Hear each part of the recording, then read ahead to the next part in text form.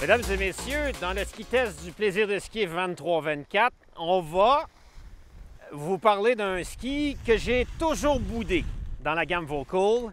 Il s'agit du Race Tiger SC. Puis quand je dis que je l'ai toujours boudé, je disais aux gens, n'allez pas au SC, allez tout de suite au vrai Race Tiger, parce que le vrai Race Tiger est tellement bien construit, puis il est tellement agréable à skier. Allez dépenser 200-300 $ de plus pour la vraie version.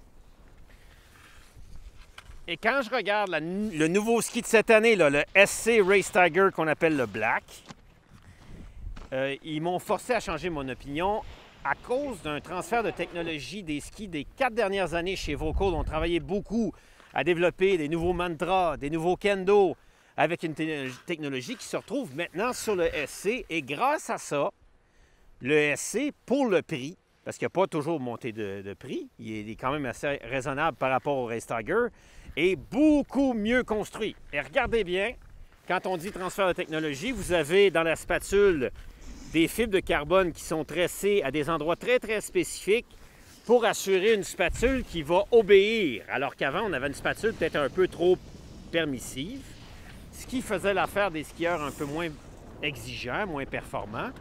Mais maintenant, on a une spatule qui accepte de rentrer au virage quand on veut qu'il rentre. Quand on est un ancien coureur qui ne veut plus un ski de course, qui veut un ski très léger.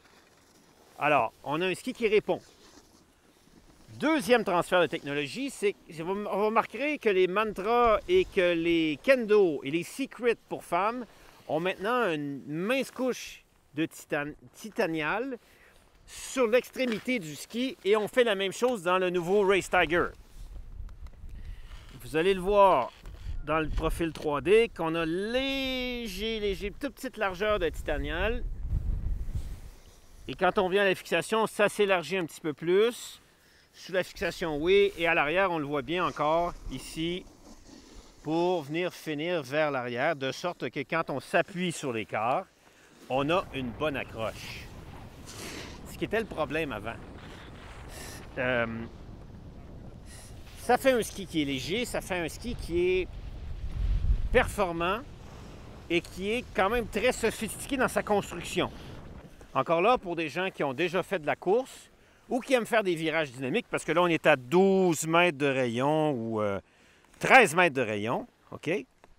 Et il nous marque en bas, ben, Keep on Racing. Ça ne serait pas nécessairement un ski pour aller faire des courses de la série des mètres, ici dans le 100% course, mais il y a des mètres un peu partout au Canada.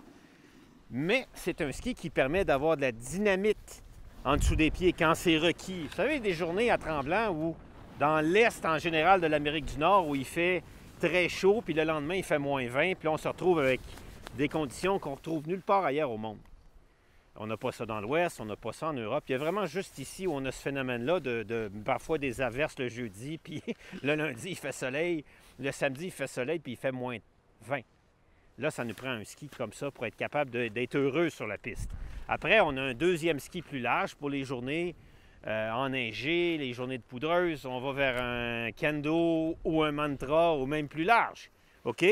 Mais rapport qualité-prix en termes de construction et comportement sur la piste, quelque chose qui est exceptionnel. Chez les femmes, il y a l'équivalent, le Flare SC Carbone, qui sont des skis qui sont hautement technologiques, avec énormément de plaisir à skier.